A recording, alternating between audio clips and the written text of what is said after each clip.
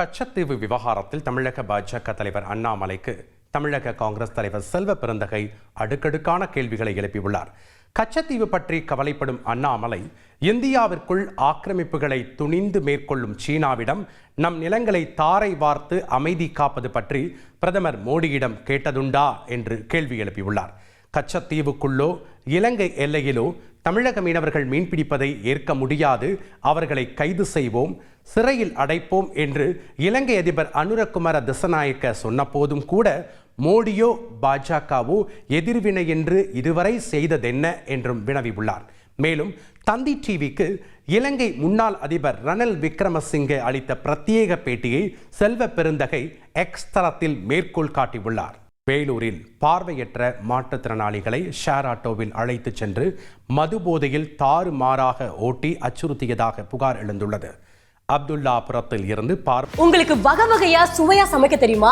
அப்போ catering business மூலமா எப்படி லட்சம் ரூபாய் சம்பாதிக்கலாம்னு ஃப்ரீடம் ஆப்பை டவுன்லோட் பண்ணி கத்துக்கோங்க.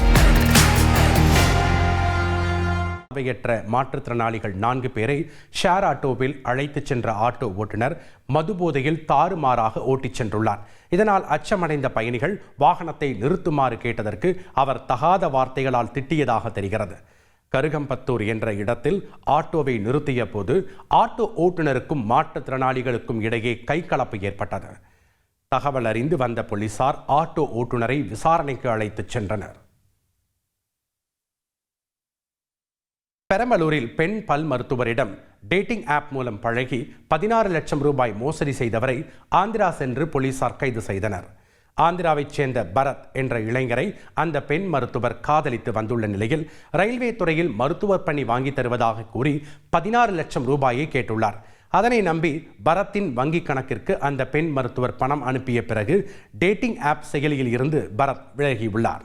தாம் ஏமாற்றப்பட்டதை அறிந்து பெண் மருத்துவர் அளித்த புகாரின் பேரில் பெரம்பலூர் போலீசார் ஆந்திராவிற்கு சென்று பரத்தை கைது செய்தனர்.